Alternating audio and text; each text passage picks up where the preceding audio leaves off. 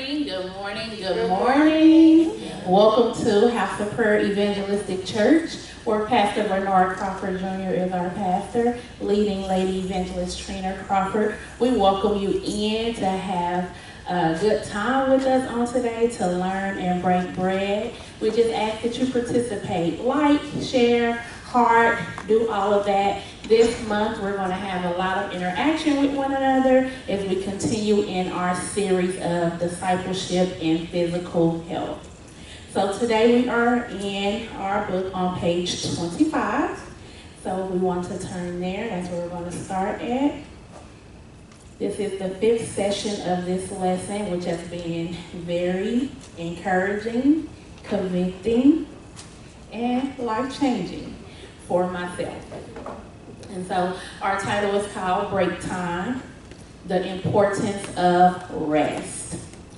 So we have learned about the doctor's orders and how he's put people in place. He's educated individuals to help us through knowledge and medicine. He also has taught us how to discipline our own physical selves with our intake. The series, I Can't Believe I Ate the Whole Thing, meaning watching our portion control, watching the things that we put into our body, watching all those things. He also showed us how it's important to have a temple that's pure, a temple that can be used by him, that he desires to have and to use.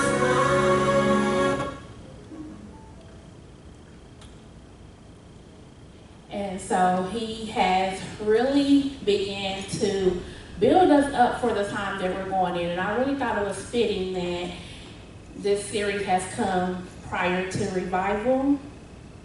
Because in revival, we are encountering so many different humans, right? And he wants our spirit man to be right. If our physical body isn't right, and this is where the conviction came for myself. If my physical body is not right, how can I say I want to run along for God? How can I say I want to be used by him if I'm not even disciplined enough as a human to watch what I'm intaking, to watch what I'm allowing into my temple? How can I say I want to be used by God? And that's something I say all the time. In my prayer time, I say it to you all. I say it in my ministries. Lord, I want to be used by you.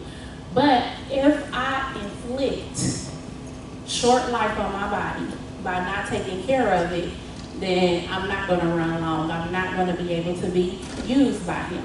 So today we're going to go into the importance of rest.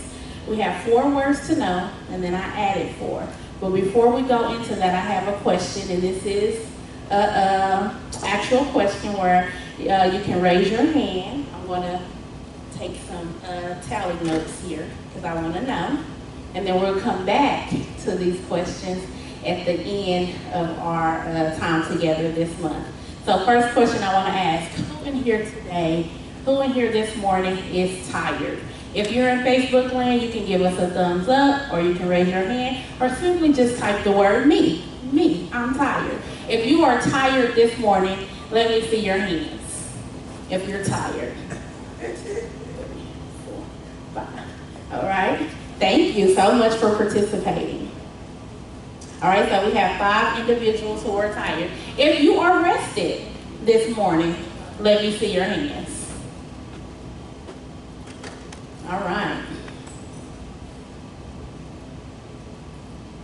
Next question, follow-up question. If you're tired because you are doing the Lord's work this morning, let me see your hands. Okay. Not bad. 3 out of 5. If you are tired because you wanted to do what you wanted to do last night or even this morning, raise your hand.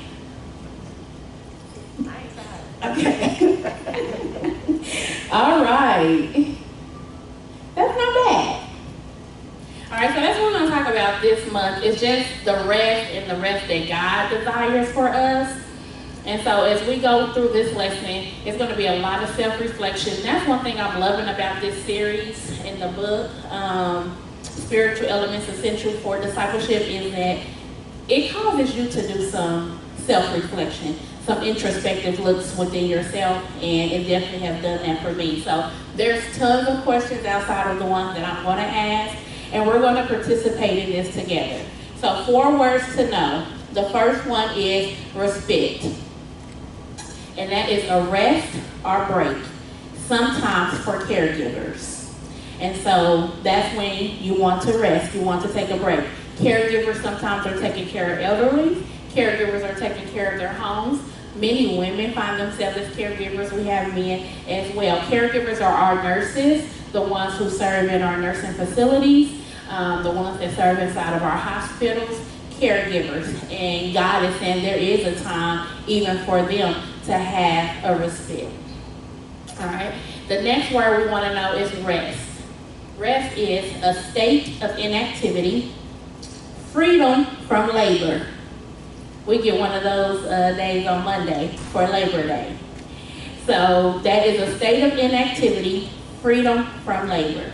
Retreat is another word, a time to withdraw for prayer, meditation, study, or instruction. And so this word serves a dual purpose from the secular world to the spiritual. And so this definition is dealing with the spiritual. When we retreat in the kingdom, that is a time where we're going to withdraw for prayer, meditation, study, or instruction. And having that time set aside is very important. All right, and then we have sabbatical. It's a prolonged break or change from the normal routine. And so that's that length of time that you take. You're changing up some things, you're taking that break, and it's from your normal routines. All right, so 4 words I want to add to our words to know, which we're going to deal with as we go throughout the lesson. First one is important. It's important to rest. It is very important for us to rest. It's even in our title, the importance of rest. Important. That's one. The next one is individual. This walk is individual. Our gifts are individual. Our lives are individual. We're human. We stand as individuals. So individual is one that I want us to know. The other word is instruction. God has given us instruction to rest.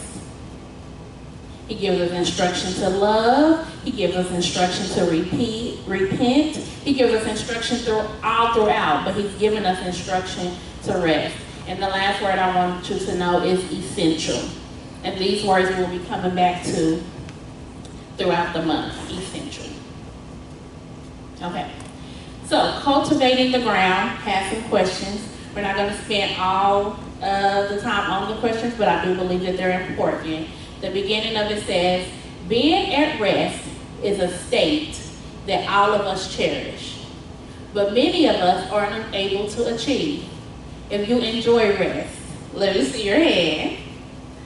I definitely enjoy rest. Yesterday was a day of rest for me. I rested until about 4:30, and then we ended up getting up and we went swimming for a little bit, and we came back home, got cleaned up, and went back into the state of rest. And so I do enjoy that, but just like this sentence, I will say there are times that I'm not achieving that rest. So let's think about the following questions and write your responses in your seed journal. All right? First question, what do you see as the spiritual purpose of rest? What do you see as a spiritual purpose of rest? Just really think about that, okay? Name something in your life from which you might require a rest or sabbatical. So, something in your life that might require you to rest. Rest is a state of inactivity and free from labor. What's something in your life that you can be inactive in and free from the labor? Or a sabbatical. What is something in your life that you can take a prolonged break from and change up your normal routine? What is something of that nature? If you have had the opportunity to go on a spiritual retreat, what did you learn from the experience? How long did the feelings last? If they faded relatively quickly, why do you think that was? what might have been some strategies for maintaining the sense of peace so often gained in retreats? And so I thought about this question a lot.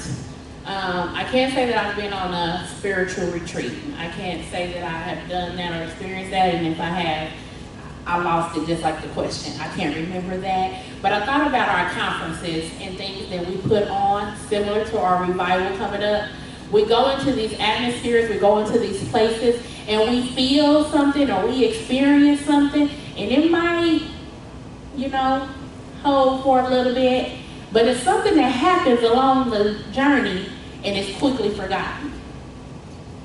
And so I thought about that even for a retreat. And so I think about those things. It's like, even sometimes we can come to worship and we were like, service was awesome. And they were like, what happened? Oh, it was just good. It's like, what happened? What made it good? What made it awesome? And being able to just share back out what you experienced or what you encountered is not always relative. And so it has us taking the time to say, what happened in that time that caused that to, fade away? Or what happened that caused you to do that? Something I remember in my life is when I first got saved and came into Christ. The zeal that you have in your heart at that moment and wanting another person to experience that same love, you're running, you're telling, you're declaring, and it's like nonstop. It's like your joy is overflowing, it's bubbly. But what happened over the course of time to where it's not the same? All right, last question. If you have been on a retreat, what were the top 3 lessons that you learned? If you have not been on a retreat yet, what would you like to learn? So it's able to help both parties. So if you've been on a retreat, what are 3 top things you want to learn? And what is something you have not want to learn? Has anyone in here ever been on a retreat, a spiritual retreat? Brother Cliff, would you like to share a little bit about your retreat? Thanks for participating. You're a jewel. I've been blessed in a few opportunities where, like when I first started ministry, each year we went to a retreat like in California, and it was a learning and teaching retreat. It was wonderful. I mean, I learned so much, and one of the best things about it was just getting out of the regular routine to have dedicated time that I could just submit myself to seeking God more, and then having time even during the course of that day to reflect on the things that I was being introduced to, the new teaching techniques, the new learning techniques, and just the fellowship with brothers of like mind that were doing the same thing.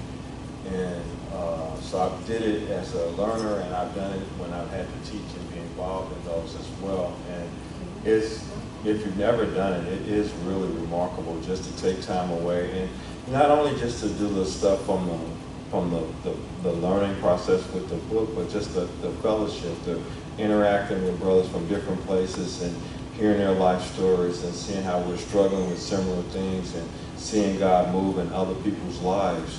These are the types of benefits that you get when we take time to step away from our daily routines and grinds, just to freely give time to God. That's so good. If you could say 3 words for the clip that described your experience, what would those 3 words be? One was refreshing. Okay. The other one was invigorating. And then a newer sense of peace. Oh, all right. Would you say that peace was long lasting? It carried for a minute. Amen. I mean, you have to fall right back into the ground, but my whole outlook, it was like there was a change, an inner change that happened within myself, that made me more equipped to deal with things, and just a way of refocusing your energy. So often we're confronted with situations and circumstances that may seem overwhelming, but when we put it all in the context of what God is doing in your life and the things that He's trying to drive out of you, then it changes the whole perspective. Amen. Thank you so much for sharing. All right, anyone who has not been to a retreat that's willing to share? Sister Tracy Landrum. I have not been to a retreat. All right. So if you were able to go to a retreat, what are 3 things you would like to get out of that retreat? Oh, I would want to be changed to come. Like, I don't want to just go to a retreat and then nothing happen. Like, I don't have change in my life. Okay. 3 things, that's a lot for me. You already got one already. You're doing great. I'm doing great. Another thing I would like to get out of the retreat is a new relationships with other people that I didn't know before. Oh, that's really good. And a third thing I would like to get from the retreat is I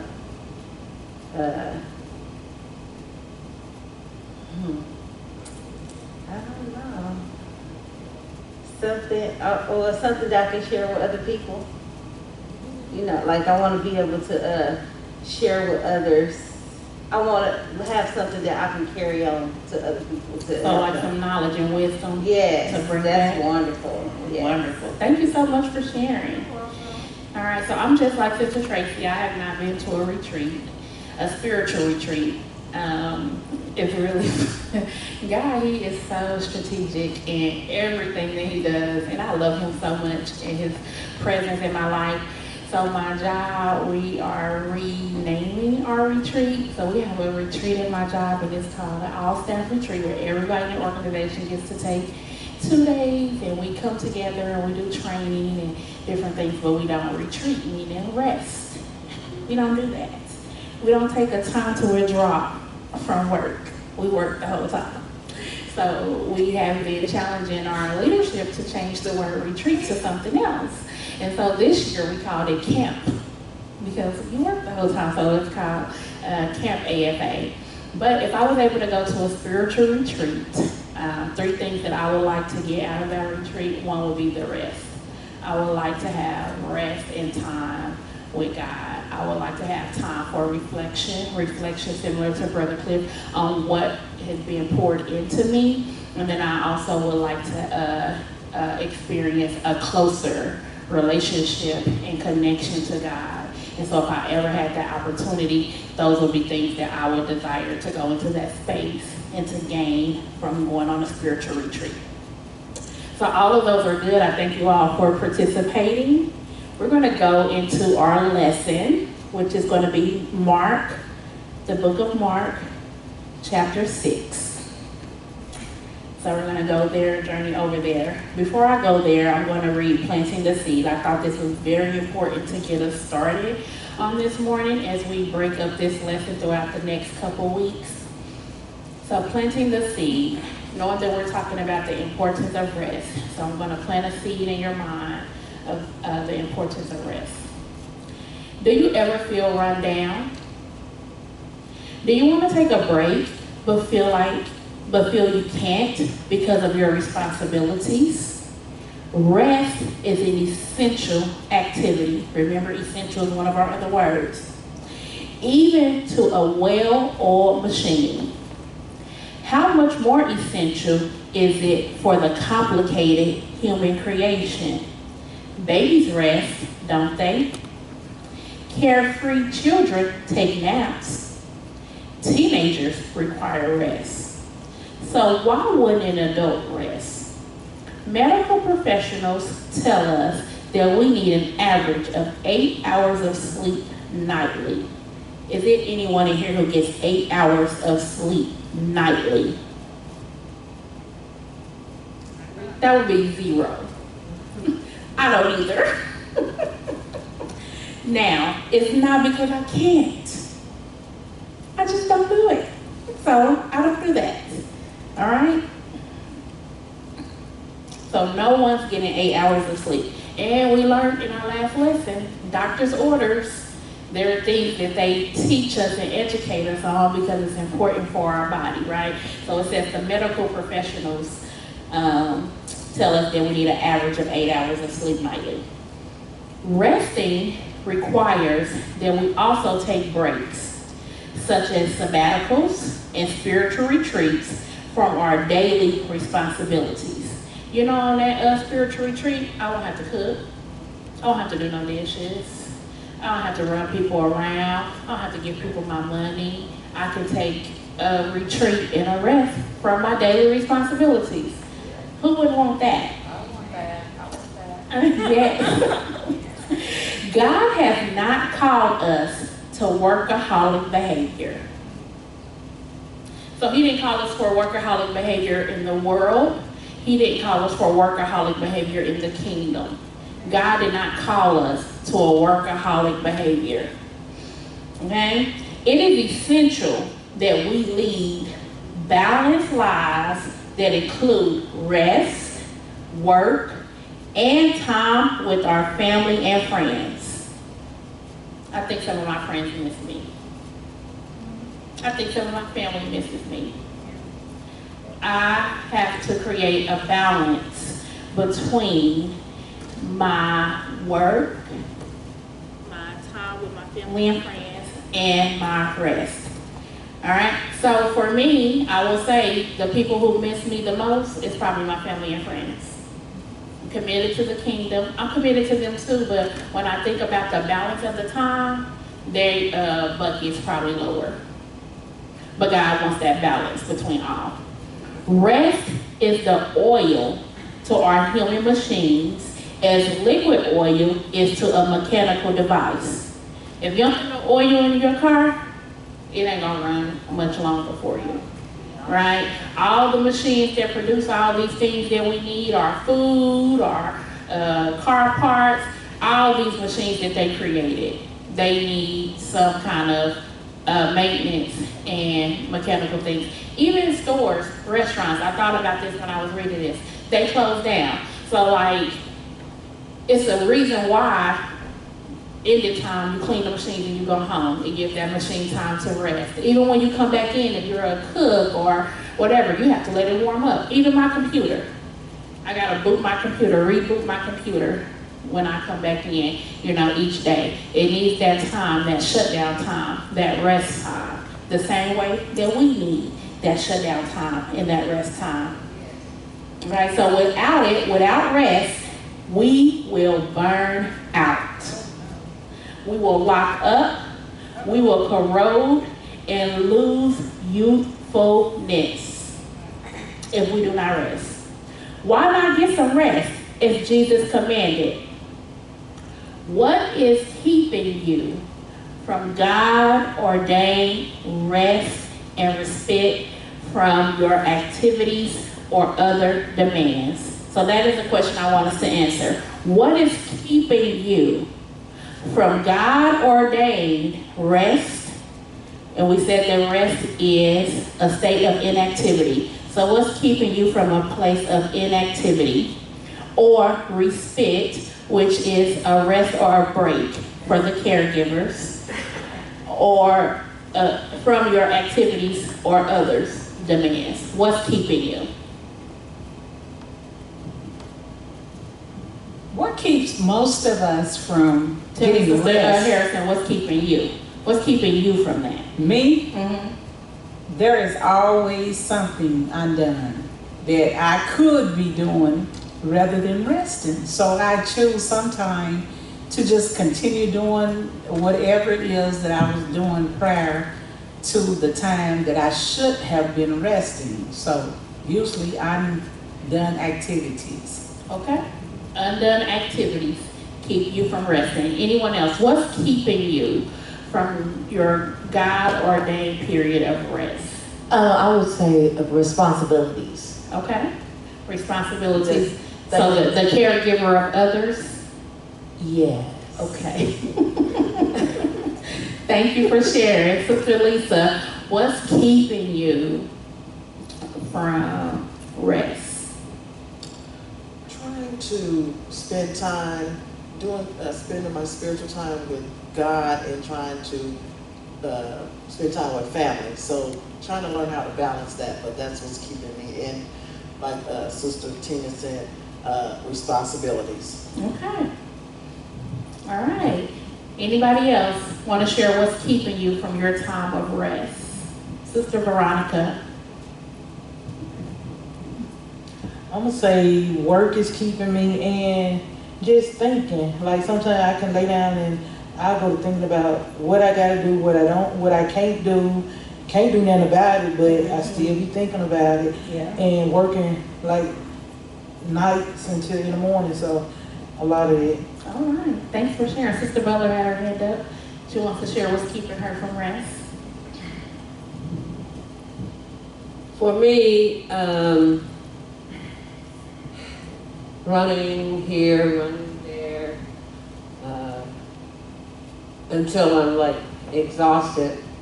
And in that exhausted state, instead of resting, I fight against it and end up in a state of wakefulness when I'm really weary. Okay. You know, I'll be so weary, I'll go to bed, but then sleep gets up. Yeah. And so I'm there, but just too much activity and then not resting actually when weariness comes upon me. That's really good. All right, so I would say what's keeping me from rest is personal, this is Kathy next, personal agendas, right? So I'm like Veronica. I got this 8 hours I know I gotta work, and then I got this 1 hour that I wanna work out, and then I got this 1 hour that I wanna cook, and then I wanna read, then I wanna work my business, then I wanna shower, and then so this agenda that I'm on, it takes a lot of my day, and it's trying to stick to it, trying to eat it up to where I don't even factor in 8 hours of rest. 4 hours is the factor of me resting, and it's agendaed out that's how many hours that I'm gonna rest. So that's what's keeping me from rest. Sister Kathy.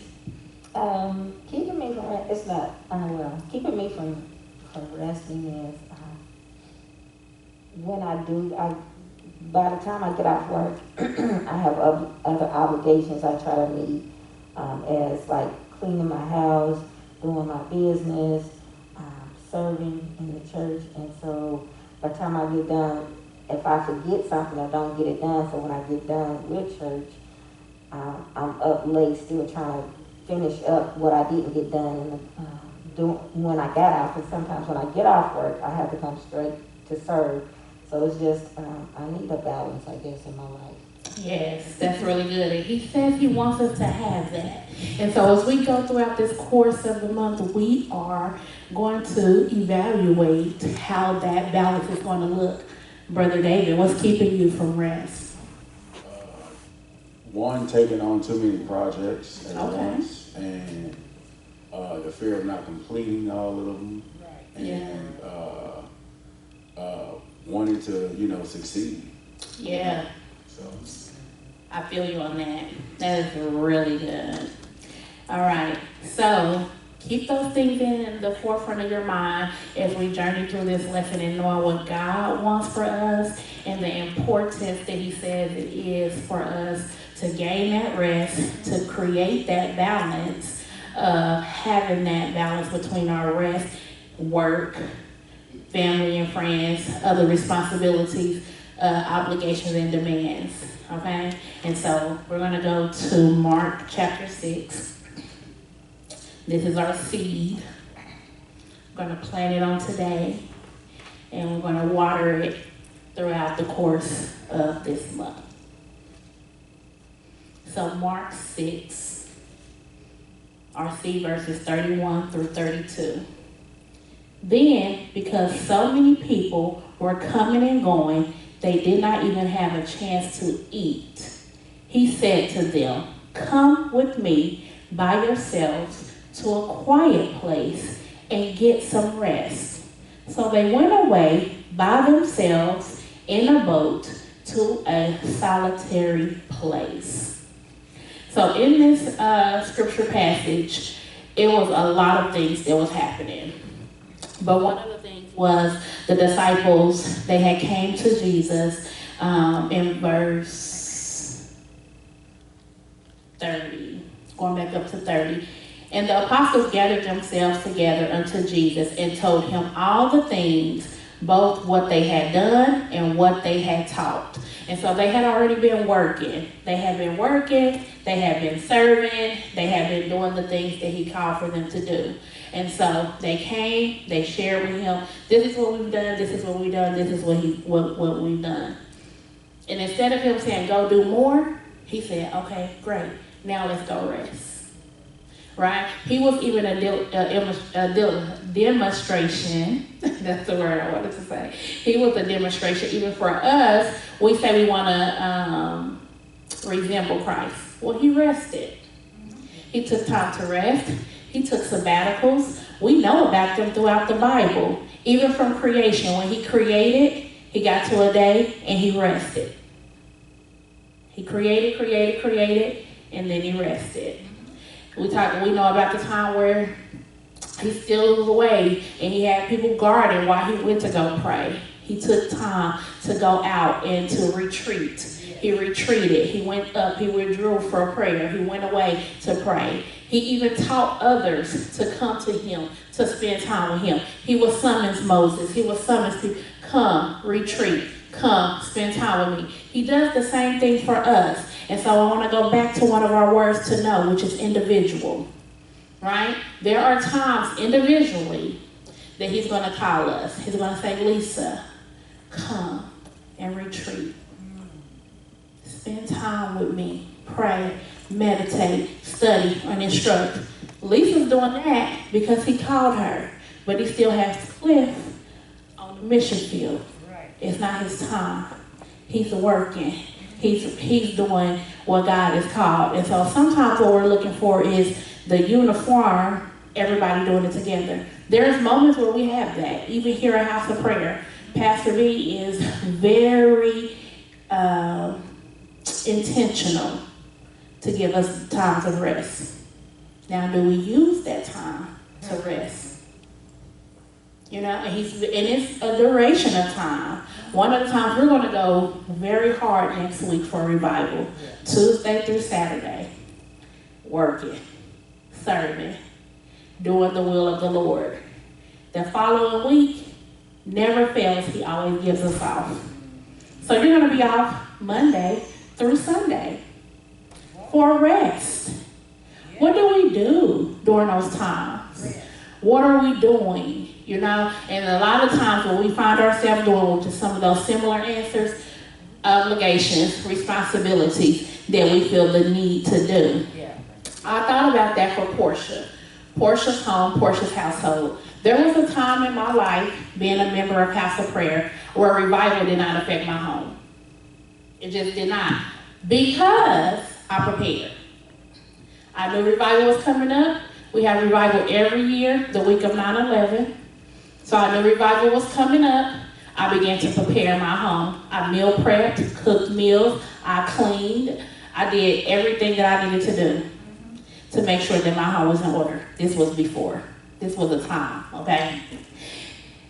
Something happened over the course of the years where I wasn't doing that same thing or that same preparation. So when revival came, I didn't prepare. So revival came, I spent my week off doing all the things that I didn't prepare before, right?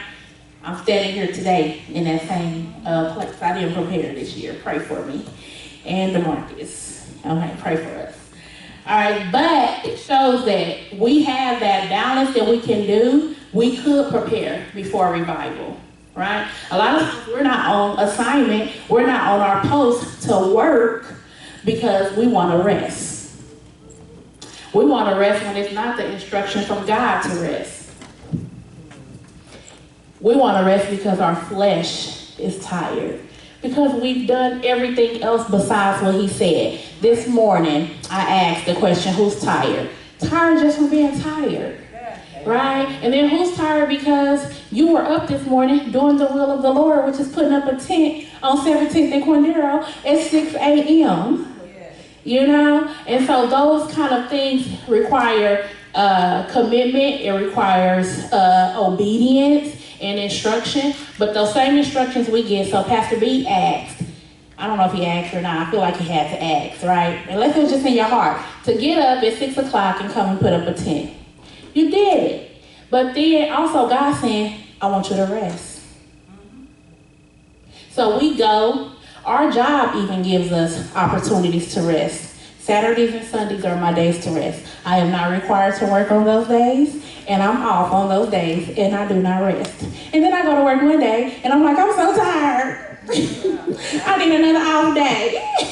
I really don't want to be here today.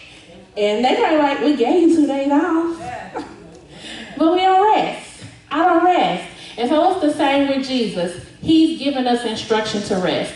How do we know when it's our time? He speaks to us.